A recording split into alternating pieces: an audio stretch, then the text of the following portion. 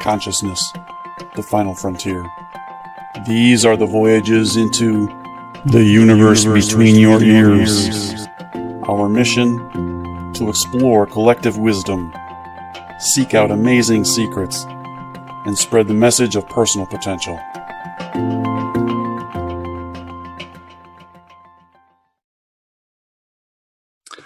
All right, hello everybody. I'm Tim Starr, along with my co-host Gabi Mosheyev. Gabi, say hello. Hey. So they know I'm not lying. Yeah. I want to welcome everybody to this episode of The Universe Between Your Ears. We have a special guest today with an unusual story. Looking forward to this conversation. Kyle Copeland is a father to 3 children, Pepper, Katie, and Emery, with one on the way. He's a husband to, as we will soon find out, a beautifully strong and committed woman, Whitley Copeland. He's a former cryptologic linguist for the U.S. Air Force, served 5 years conducting intelligence missions throughout Central and South America, as well as Afghanistan and the Middle East. During those 5 years, he accrued over 550 wartime combat flight aircrew hours and was awarded not 1, not 2, not 3, but 5 air medals, in addition to multiple other wartime honors. In 2015, he honorably separated from the U.S. Air Force to pursue other opportunities in the private sector, but he soon discovered the life he had so carefully crafted was beginning to fall apart. Why was that? Because of addiction. In the shadows of his life, Kyle had been wrestling with personal demons and had fallen into a variety of controlling addictions. He searched for solutions, but after talking with therapists, chaplains, counselors, ecclesiastical leaders, and more, he found no relief and soon drifted into an oblivion of fear and depression. In July of 2015, he hit rock bottom and chose to make one last desperate attempt at recovery, after which, if it didn't work, he was resolved to let it all go. But it did work, and today, life for Kyle and his family has been renewed. He's here to share this story and to share the raw parts of recovery and the path by which he discovered connection to his own power. Kyle, welcome. Thank you. Thanks for having me. Thanks for being here. Thank you. So you and I had a little bit of an opportunity to have a conversation a few days ago to kind of set this all up. And you have a really interesting story. And the sort of the point of why we're talking in the first place, I think is, that's going to come out. And I'm really behind it. And I think Gabi probably is too, although he and I have not had an opportunity to talk about you yet behind your back. That will come later, I guess. Perfect. But yeah, so welcome. Let's dig into this here. I think what we're going to do is to let you kind of set things up for us, and then we'll just kind of, we'll go from there and ask questions as they come to us, and we'll have a conversation and see where we go. Okay, perfect. Right. How does one become a cryptologic linguist? I mean, you're growing up, high school, and then somehow, I guess you had some special interest in the whole cryptology, right? No, it was a trick by a recruiter. That's really how it happens. Those guys are sneaky. Oh yeah, it's great. Yep. Yeah. I actually went in to sign up as a bomb squad kind of thing, and he had me take a test and said, "Oh yeah, by the way, you're going to be a linguist." And I was like, "Okay, let's do this." Sure. Oh. Kind of So I mean, you take a test and they tell you what you're good for, basically. Or yep, that's right. Yep. Yeah, it happened to friends of mine too when they went in the Marines. I remember them telling me about it. Yep. Were you happy to find out? I mean, did you have any idea what that was? I really didn't, but Cryptologic Linguist sounded cool enough, and it sounded like I could, tell people, "Wow, I'm a cryptologic linguist," right? Right. So at that time, that was my interest, is just looking cool. But get all the chicks; they're all looking for cryptologic linguists. That is a great line. Yeah, what to do? It just didn't work out like that. It's more computer work than I ever imagined, and decided to pursue other things. So. All right. Does that mean you had to speak foreign languages to do this, or no? It's not something like that? Yeah. Yep. So I learned Spanish, and through the military, I went to the Defense Language Foreign Language Center in Monterey, California. And through their program, learned Spanish in about 4.5 months. I mean, there's a 33% pass rate. I cried and sucked my thumb at sleep to fall asleep. I mean, it was full immersion from day one. And so that's how I learned Spanish. And then I supported intelligence operations for counter-narcotic drug operations, essentially. Yeah, I got to ask, how do you guys learn languages quickly in U.S. Air Force? I mean, do they use this, what's its name, the special program, popular program now, right? These days, everybody's using it. There's Berlitz, and there's a bunch of them. I Gosh, don't know what's the I best. started learning Spanish 4 or 5 times, and I could never get to fluency, But yeah, I guess if they start paying me for this, I guess I will. I don't know. Yeah, they have this great trick in the military where they just scare the living shit out of you, and that's essentially how I learned. They scared you, yeah. They had me sign this form saying that if I didn't pass the course, then I was going to get kicked out, and I just had my first baby, and we just got insurance, and it was like life was looking great, and I had to sign this document. So if I fail, you're out, and I lose all that, and so there's a lot of motivation to get it done. So they kick out 2/3 of the people that end up in there. They either kick them out or they retrain them into another program completely separate. So, but they don't tell you that at that time. They say that wouldn't be quite the motivation. Exactly. Yeah. So all right. So incredible. Fill us in.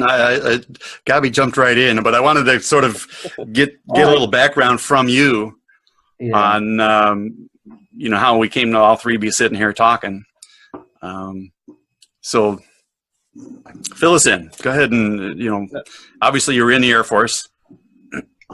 In the Air Force, and really I had been struggling with addiction for a while. I just didn't know that's what it was called. A habit, whatever people want to call it. It's a behavior that's repetitive and it's destructive, and it's very, very difficult to let go. And I always thought, I talked to, I think I went through 13 therapists. It was like over and over. I talked to many pastors and bishops and chaplains in the Air Force, and it tended with therapy. It tended to communicate about my past. They were interested in my past and discovering what happened there, and there was quite a bit.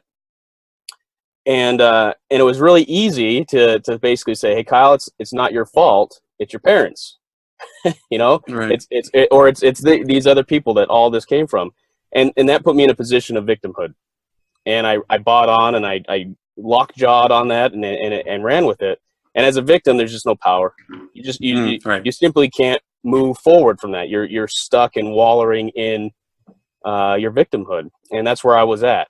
And really had nothing to do with the addiction. Most therapists I spoke with, first day was therapy in the sense that we went over the addiction cycle, addiction program in general, the science behind addiction, what the brain looks like on addiction, and then just the stuff that I'd gone over a million times, and just got to a point where, like, this isn't working.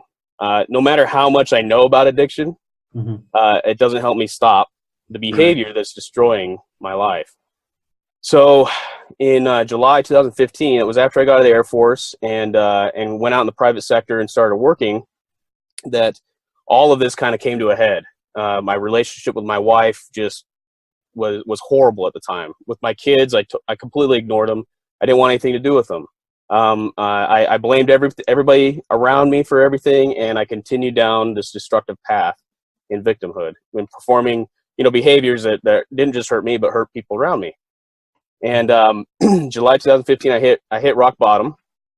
My wife and I were driving up to Idaho on a back road, and we were getting in an argument. And for the first time in my entire life, I got so angry and so out of control, I smacked my wife across the face. And it was the moment where just the look in her eyes, I knew it was over. I knew that it was done. And the feeling that swept over me, that I knew that's not me, right? That's not Kyle. That's not who I know I can be. So that was a horrific experience between my wife and I, but you mentioned at the beginning, the introducing my wife. She's a very powerful, very committed person, and she was still at that point willing to walk through this with me. So we came up with a game plan. I went into an addiction recovery center, and the addiction recovery center was totally different than what I had experienced with addiction therapy up to that point. It totally shifted the conversation. And can I ask you to stop for a second? Absolutely. Because before we get into that, I want to circle back around to sort of so your time in the Air Force. You were going and talking with chaplains and things. Two things came to my mind while you were talking about that. One, do you have a religious background? Is that why you're talking to them, or was there just nobody else basically available? I come from a religious background, a Christian background, and so I have those values. And so I went to talk to the Christian chaplains.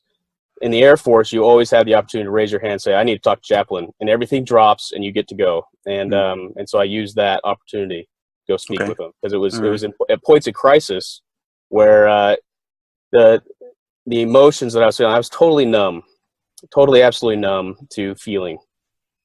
I didn't want to feel the depression. I didn't want to feel the regret and all this the guilt and the shame. So I turned off everything, turned off all emotions. So this is what I wanted to get to is what was going on that prompted you to want to go talk to them in the first place? What was it feels to me like we've kind of jumped past the very beginning of the story. Okay. Gavi, am I wrong? Did I miss something? No, yeah. Which is entirely possible. I mean, I thought it was coming still. Okay. Yeah, exactly. So, was that the distress from the service, what you had seen there? Was that what caused you, the eventual addiction, or what kind of trouble? Yeah, so that it really didn't come out until I went to the Addiction Recovery Center.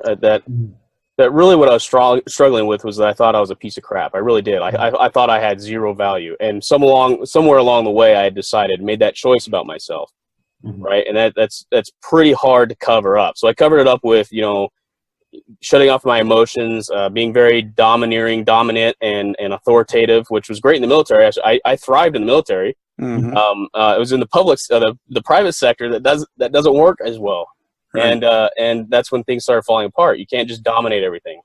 And that was obviously compensation for the crap that I felt that I was. And so yes, in my youth, growing up, somewhere along that path, I decided there was something wrong with me. And every time I went to talk about addiction and go into addiction recovery, we talked about addiction. We didn't talk about the fact that I thought I was a piece of crap.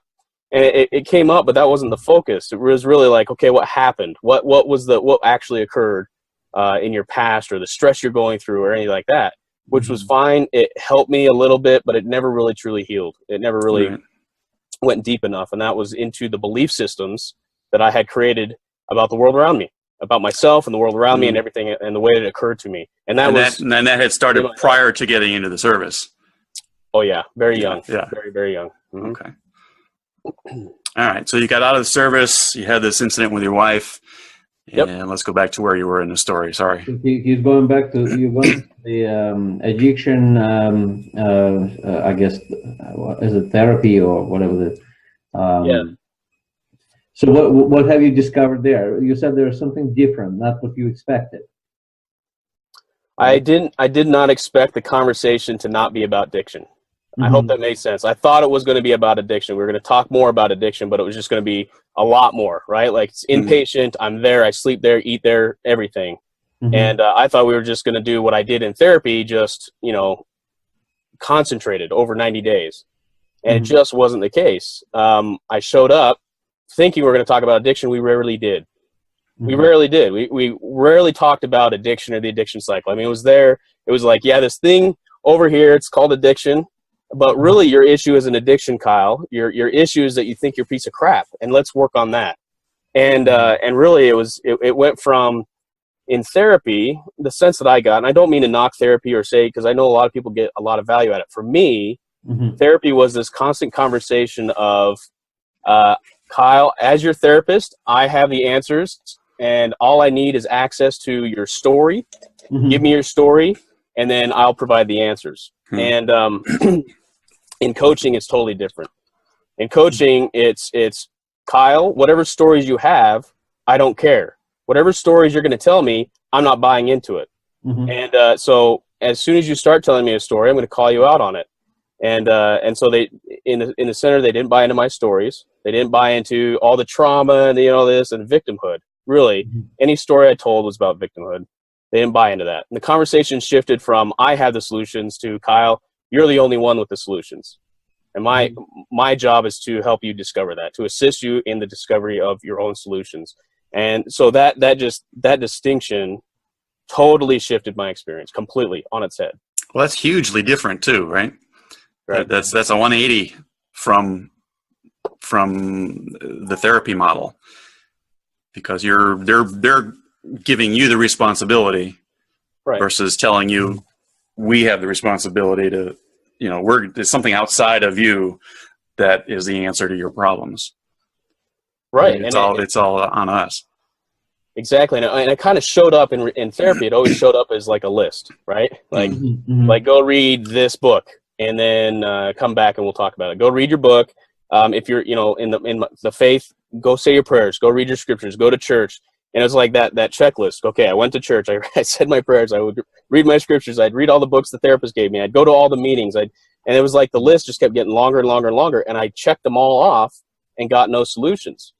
And that's where it was stuck. It was stuck in Kyle, you can do yourself out of therapy or out of addiction. I can do enough to eventually get out of it.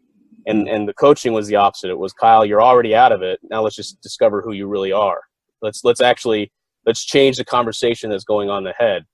Because really in therapy, the therapy I received, it was always a subtle difference of the solutions always kind of just had this subtle sense that I was still the victim. Right. I was still a victim somehow or some way. And now the healing came from dealing with being a victim. Mm-hmm. And that never worked for me.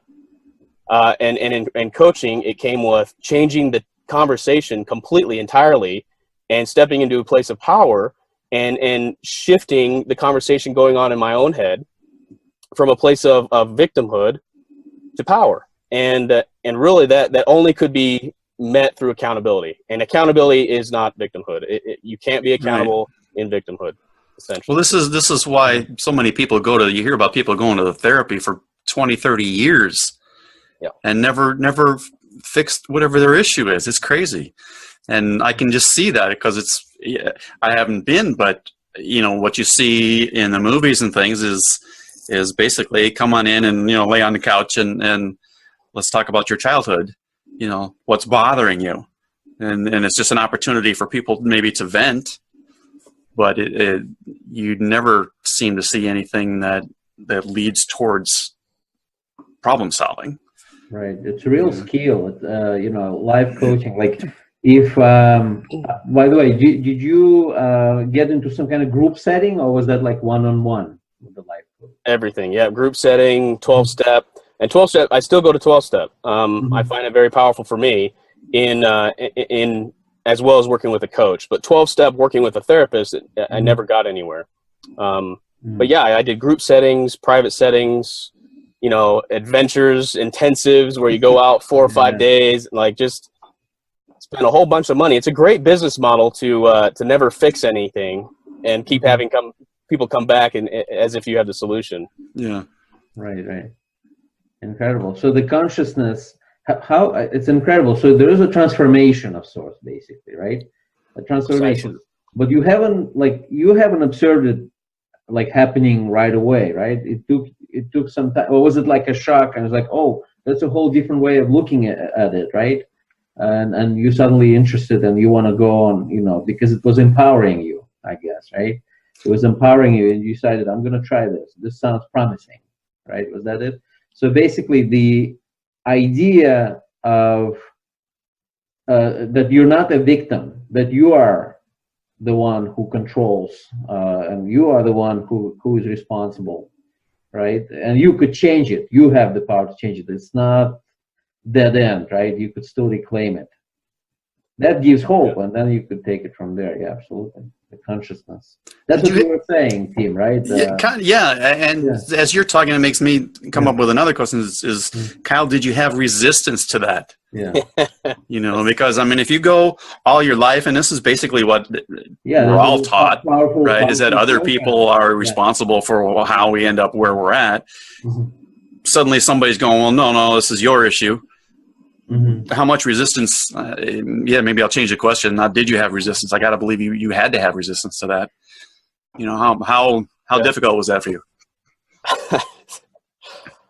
I have a lot of memories coming up where a lot of resistance was there, and it showed up in a variety of ways. And honestly, I went to the center. I went to that addiction center thinking they had the answers. They were going to solve me. They were going to fix me, right? And when I showed up and I was telling my victim stories and how, how Kyle's a victim, essentially, right? And they didn't buy into it. And that pissed me off real quick. I mean, that I was upset real quick, right? When you're a victim all your life and then somebody is standing right in front of you, doesn't buy into the victim story and asks questions that make you start second guessing the reality that you put in place, challenging your truths. It's huge, but it's quantum leaps. Like I look back and it's a quantum leap, a transformation through just the levels of consciousness I was at. I mean, shame is very low in consciousness. And assisting someone to walk through their own power and discover who they really are and what they are capable of. There was a lot of resistance, a lot of fights, that's how I tended to show up. I was with a lot of frustration and anger. And then even through that, throwing my tantrum essentially is what it is. I threw my tantrum. They still didn't buy into it. Yeah. That didn't even phase them. And as a coach, they just let me sit there and waller until I was done. And then I stood back up and we continued the conversation. So there's a lot of resistance. I was very frustrated. It took essentially just being committed. I was committed to be there. I was committed to move forward through it. And whatever needed to happen, I was willing to do, but I didn't like it. Is this a facility you could have walked anytime you wanted? Yeah. Yep. That's right. It's interesting that you didn't. Check myself in. Yeah. I wanted to. I certainly wanted to. But it was either that. It was either this is going to work or I'm done. Like I'm really just done. Right. Like check out of my life. I'm my kids, my family, everything that I thought I loved in life. I was just going to just toss aside as trash and leave. And that's not who Kyle is. So it was very difficult to get to that point, and I was willing to step through whatever I needed to step through. It wasn't easy, and it's still not easy. It's still an ongoing process. That's the other thing. Sure. As I thought I was going to get fixed, and I realized that there's no fix, there's no solution. There is just transformation. And when I come up with resistance in my life, I get to deal with that and move forward. That's it. All that happens is you change your path. You keep walking. Stuff is still going to keep happening. There's always going to be something to deal with. But instead of heading down this way and using the tools that you have on that path, you change your path and you come up with a new set of tools and an evolving set of tools, really. Yeah, and it really came down to states of being versus just doing everything. I really got that I could do whatever I wanted, whatever came up. I mean, doing really had. If I wanted to read a book, I could read the book, but the state of being came important to me. So if I was a state of being of love, and the way I spoke to my wife was loving. If I was a state of being of fear, the way I spoke to my wife or my kids was through fear and frustration. And it didn't matter. I could say I love you in fear and frustration, and it didn't translate to her or to the kids as I love you. It translated as I love you if you do this for me. I love you if you're good enough. Yep, exactly. So the conversation switched. The state of being that I was resonating with switched, transformed, and I stepped into a state of being of love, and really everything else followed that. It was effortless. It is effortless. There is really this idea that we've got to strive and work and fight and battle and beat and pound through it and eventually become better. Like that idea of eventually becoming better just destroyed me. And I was the guy that took it on. I did all of that and discovered it didn't work. So I read, thousands of dollars worth of self-help books, and I just realized that many of them are, I found the solution, here it is, and presented in a book, and you just do steps 1 through 8, and you'll find results. And I just found that I had to discover my own solutions. Well, it's pretty obvious to me that this happened in 2015. I went to the center in 2016. 16. All right. Oh, sorry. No, it was 2015. Sorry. So we're talking 2 years, 2.5 years. Yeah, that's it. Since then. Yeah. So you've come a long way, man. It's obvious. I mean, there's lots of. So I think I brought this up when you and I spoke, but Gabi and I are both into the Abraham Hicks materials, and there's lots of people who studied that stuff in particular, and I'm sure for every other teacher that's out there, there's lots of people who study their stuff, and it never gets internalized, right? They don't ever get it, and just by talking to them, they can give it lip service, they can repeat it all, right? But it's not part of who they are, right? And they don't even. I'm trying to think. It seems to me like they don't even talk much in terms of self-discovery. And Gabi, correct me if I'm wrong, but I mean, there's people in this one meetup group that we go to that they will argue all day long for their limitations. You kind of feel their vibration. They could speak. They know the words, all the right things, but still reactive nature is observed. So right what you see, I guess it happens when it happens. Everybody's got their own timing. So I think No, I want to give kudos for coming this far in such a short period of time. I mean, a lot of people never get to where you're at. But so let's talk a little bit about. I want to touch on how it's changed your life, how you consciously apply some of the things that you've learned. Seems like we probably ought to talk about your wife a little bit in that situation. Jump in any place you like that you feel inspired to share something. We could start with your wife has been with you, supporting you on this journey, on this transformation, right?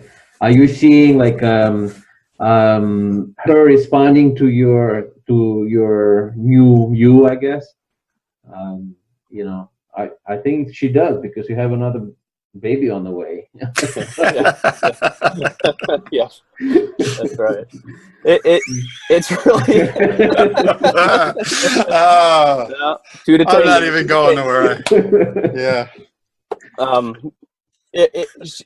When I say that she's powerful, it's because she's taken on her own power. It wasn't when Kyle's fixed, then life's fixed, or it wasn't dependent on me, and she really got that at the beginning.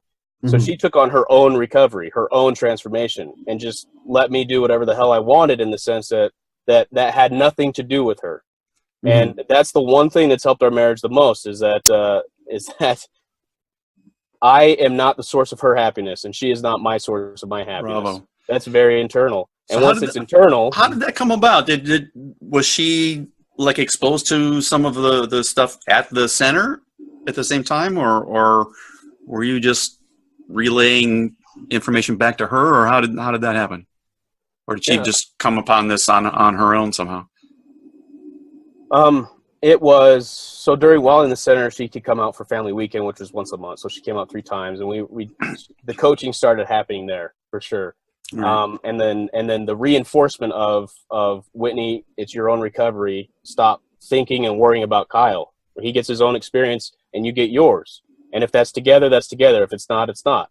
And so they didn't put any pressure on her to be like, okay, you've got to be a wife. You've got to be supportive. If she wanted to be pissed off at me, they allowed her to. And to me, to get to a space to be like, I didn't have to fix her emotions and try to make her feel better, and just allowed her to have her own experience. And then that, back to me as well, it was very healthy. And so that's where the coaching started, and it led into we went to a 4-day experiential training, and very different from anything we participated in. It was essentially designed to drive the ego totally flared out, like just bring the ego out, and then let's deal with it.